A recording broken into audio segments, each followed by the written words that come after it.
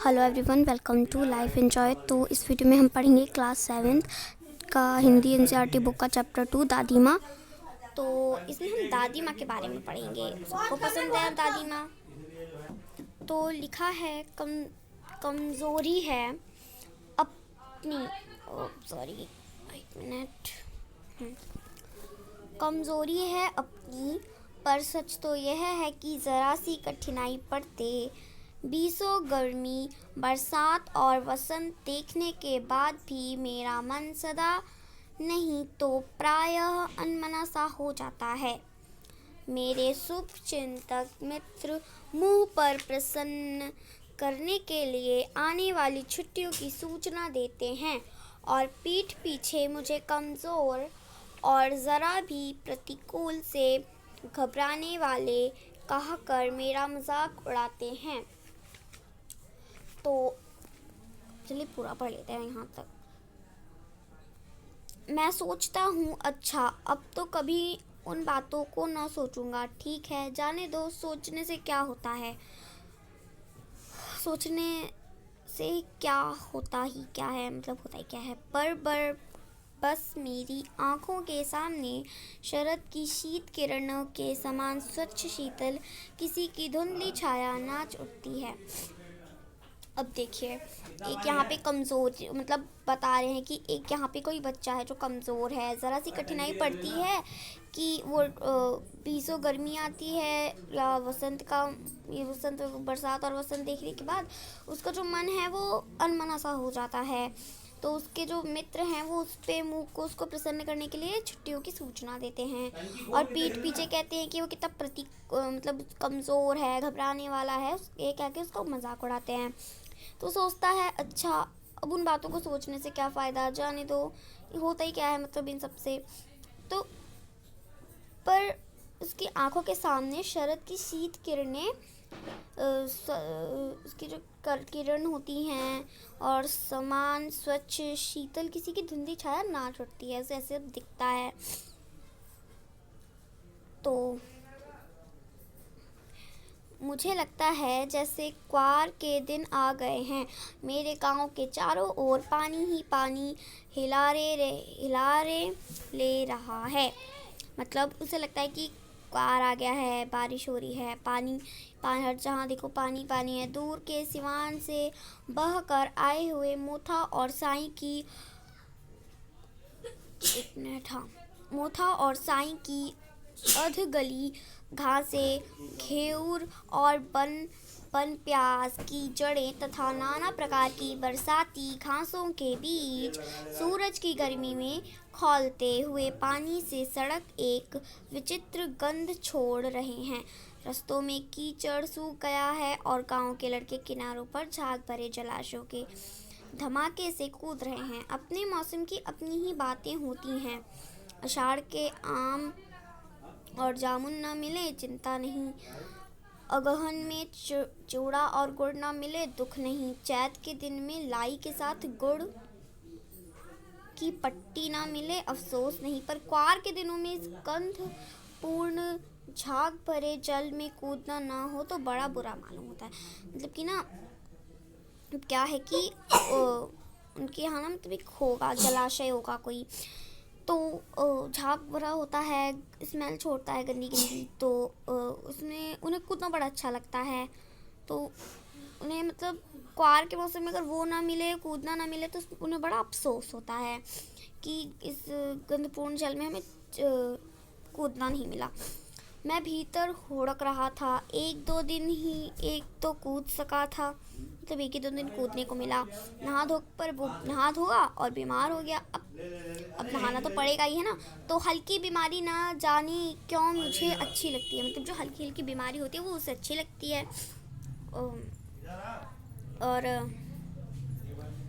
एक मिनट, हल्की बीमारी उसे बड़ी अच्छी लगती है।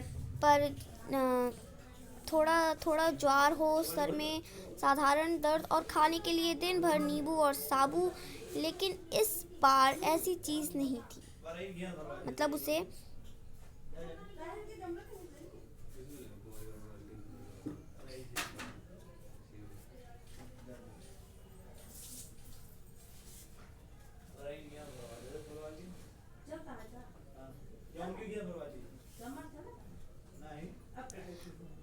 सॉरी, मैं ऐसे ही टाइम वेस्ट कर रही थी। तो मतलब जो उन्हें थोड़ा थोड़ा ज्वार हो जाता है, सर दर्द हो जाता है, ये सब उन्हें मतलब अच्छा लगता है, नींबू और साबू खाने को मिलता है। पर इस बार ऐसी चीज़ नहीं थी, जो ज्वार चढ़ा तो बहुत ही ज़्यादा चढ़ गया, रज़ाई पर रज़ाई, और उतरा रात 12 बजे के बाद। ठीक है, रात में 12 बजे के बाद उतरा, दिन में चादर लपेटे सोया था। दादी माँ आई, अब देखिए दादी माँ की किस्सा आ गया। शायद नहाकर आई थी उसी झाग वाले जल में, पतले दुबले स्नेह सने शरीर पर सफ़ेद किनारीहीन धोती, सन से सफ़ेद बालों के सिरों पर संग टपके हुए जल की शीतलता आते ही उन्होंने सर पेट छुए, आंचल की गांठ खोले, किसी अदृश्य शक्तिधारी के चबूतरे की मिट्टी मुंह में डाली, माथे पर लगाई, दिन रात चारपाई के पास बैठी रही, कभी पंखा झलती, कभी जलते हुए हाथ पैर कपड़े से सहलाती, सर पर दालचीनी का लेप करती और 20 बार छू छू कर ज्वर का अनुमान करती। अब देखिए क्या होता है ना, कि जो पुराने टाइप के लोग होते हैं, बूढ़े वगैरह होते हैं, तो उनको क्या होता है ना, ऐसी सब चीज़ों पे ज़्यादा विश्वास होता है। इसी वजह से उन्होंने किसी ऐसी शक्ति को उनके मिट्टी को मुंह में डाल दिया।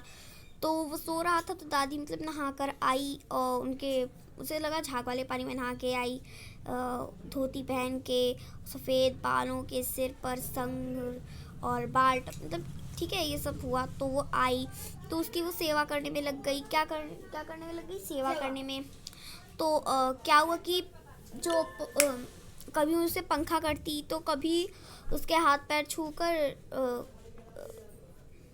हाथ पैर मतलब कपड़े से सहलाती जलते हुए, तो कभी छू छू कर ज्वर का अनुमान लगाती, ये सब पढ़ती। अब देखिए क्या है कि हाड़ी में पानी आया कि नहीं, वो क्वेश्चन कि हाड़ी में पानी आया कि नहीं, उसे पीपल की छाल से छौंका कि नहीं, खिचड़ी में मूंग की दाल एकदम मिल तो गई, मतलब ये सब पूछती है। कौन पूछती है? कोई बीमार के घर में सीधे बाहर से आकर तो नीचे चला गया, आदि लाख प्रश्न पूछ कर घर वालों को परेशान कर देती थी दादी माँ। मतलब अब कोई बीमार हुआ है तो दादी माँ को बहुत चिंता होने लगती थी। तो दादी माँ की गवैयाँ गाँव की 50 किस्म की दवाओं के नाम याद थे, मतलब उन्हें बहुत सारी दवाइयों के नाम याद थे। गांव के कोई भी बीमार होता उसके पास पहुंचती, और वहाँ भी वही काम, हाथ छूना, माथा छूना, पेट छूना, फिर भूत से लेकर मलेरिया, सरसाम, निमोनिया तक का अनुमान विश्वास के साथ सुनाती। महामारी और विषुचिका के दिनों में रोज सवेरे उठकर स्नान के बाद लवंग और गुड़ मिश्रित जलधार, गुग्गल और धूप सफाई कोई उनसे सीखे। दवा में देर होती, मिश्री या शहद खत्म हो जाता, चादर या गिलाफ नहीं बदले जाते, तो वो पागल सी हो जाती। बुखार तो मुझे अब भी आता है, नौकर पानी दे जाता है, मिस महाराज अपने मन से पकाकर खिचड़ी या साबु, डॉक्टर साहब आकर नीड़ देख जाते हैं, और कुनैन मिक्सर की शीशी की तिताई के डर से बुखार भी भाग जाता है। पर न जाने क्यों ऐसे बुखार को बुलाने का जी नहीं होता। अब देखिए मतलब जो दादी माँ हैं वो ऐसे ना, जब कोई बीमार हो जाता है तो इतने से बहुत सारे प्रश्न पूछने लगती हैं, और उन्हें बहुत सारी दवाइयों के नाम भी याद होते हैं। अब कोई अगर गांव में बीमार होता है तो वही काम वो वहाँ पहुँचती हैं, और वही हाथ छूना, माथा पेट छूना करती हैं। और मतलब अगर घर में गिलाफ वगैरह ना बदले जाएं, या फिर कुछ भी ख़त्म हो जाए, सफाई वगैरह ना हो, ये सब मिश्री साथ ख़त्म हो जाए, तो वो जैसे पागल हो जाती हैं। बुखार तो अब भी उसे आता है, पर अब उसे बुखार को बुलाने का मन ही नहीं करता, क्योंकि अब कौन है, अब डॉक्टर आके उसकी सेवा करते हैं, ना कि उसकी दादी माँ। किशन भैया की शादी ठीक हुई, दादी माँ के उत्साह और आनंद का क्या कहना। मतलब किशन भैया थे, उनकी शादी हुई, तो उनकी शादी ठीक ठाक से हुई। जो दादी माँ थी उनको वो बहुत उत्साहित थी। दिन भर गायब रहती, सारा घर जैसे उन्होंने सर पर उठा लिया था। जब पड़ोसने आती बहुत बुलाने पर दादी माँ पड़ोसने बुलाती थी तो बहुत ज़्यादा बुलाने पे आती थी।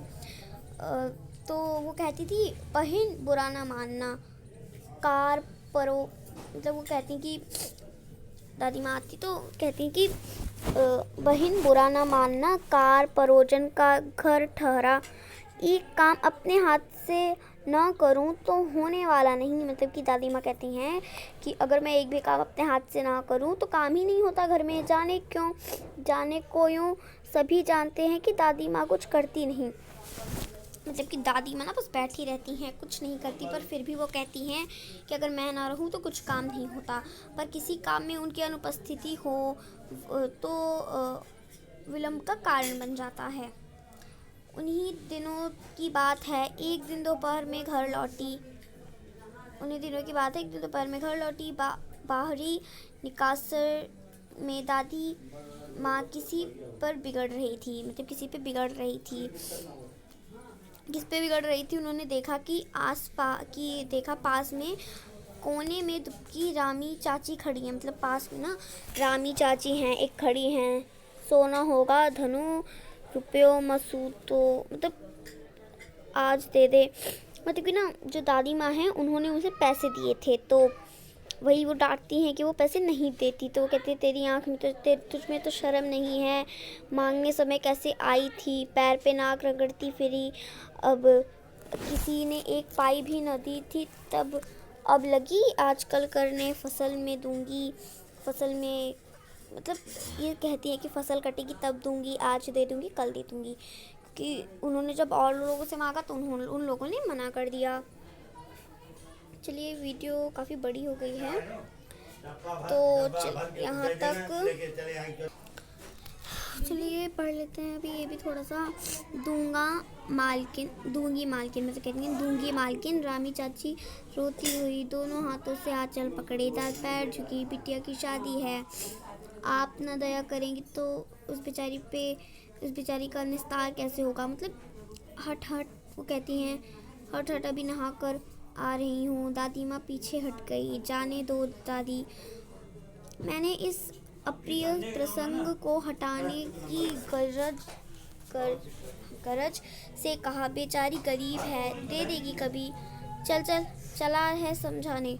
दादी माँ कहती हैं मैं चुपके से आंगन की ओर चला गया। कई दिन बीत गए, मैं प्रसंग को एकदम भूल सा गया। एक दिन रास्ते में रामी की चाची मिली। वह दादी को पूतो फलो दूधो नहाओ की आशीर्वाद दे रहे थी।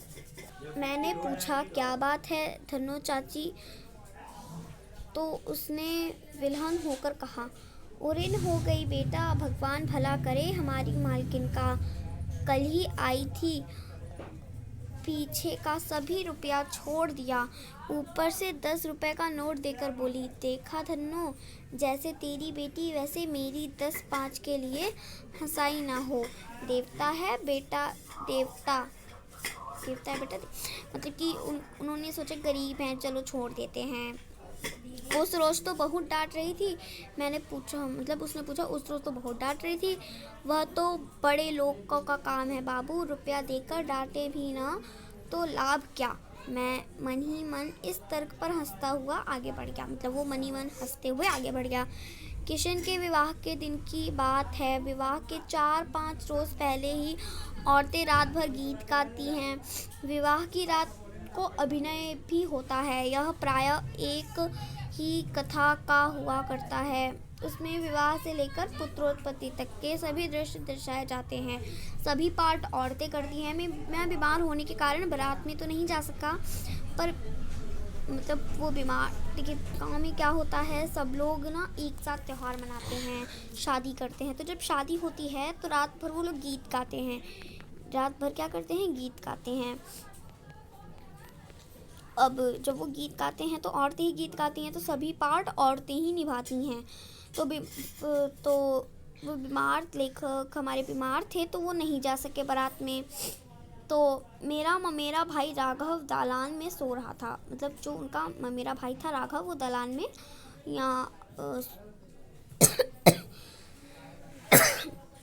सो रहा था। वह भी बारात जाने के बाद पहुंचा, मतलब जब बारात चली गई तब वो पहुंचा। औरतों ने उस पर आपत्ति की, मतलब औरतों ने ना उस पर आपत्ति की। क्यों? क्योंकि वो वहाँ पे पहुँच गया। दादी माँ बिगड़ गई, लड़के से क्या पर्दा, लड़के और ब्रह्मा का मन एक सा होता है, मतलब अब वो लड़के ब्रह्मा इन सब का मन बताने लगी।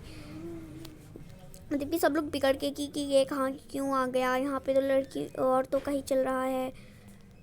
तो अभी तो बहुत पार्ट है, तो इसे हम नेक्स्ट वीडियो में कवर कर लेंगे। तो आज की वीडियो में बस इतना ही। वीडियो अच्छी लगे तो लाइक ज़रूर करना, सब्सक्राइब ज़रूर करना प्लीज़, सब्सक्राइब प्लीज़ करना। चैप्टर 2 दादी माँ कंप्लीट अभी नहीं हुआ है, ये हमारा है पार्ट 1। याद रखिएगा ये हमारा क्या है, पार्ट 1 है, और पार्ट 2 हम बाद में स्टार्ट करेंगे।